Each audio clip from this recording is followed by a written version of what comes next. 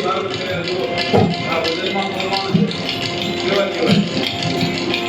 રામ કૃષ્ણ જેવા અવતારી કેવા એને પણ સદગુરુજી કીધે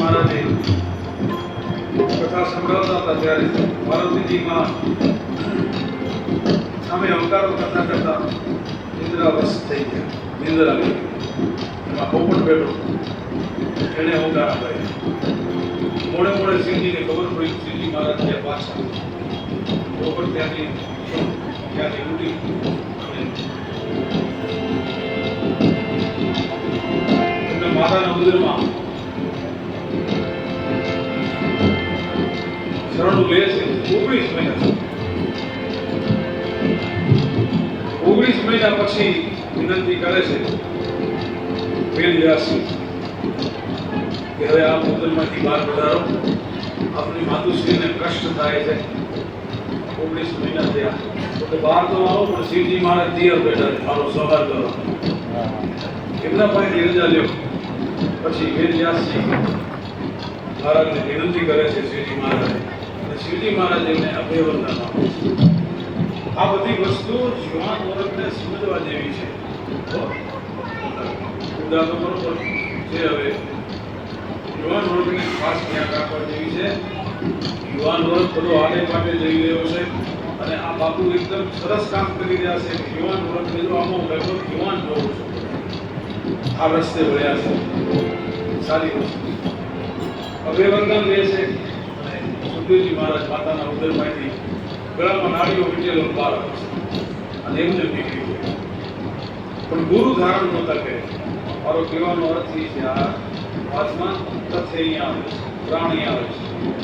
નાળીઓ ગળામાં વીટી અને સુખદેવજી મહારાજ નીકળી ગયા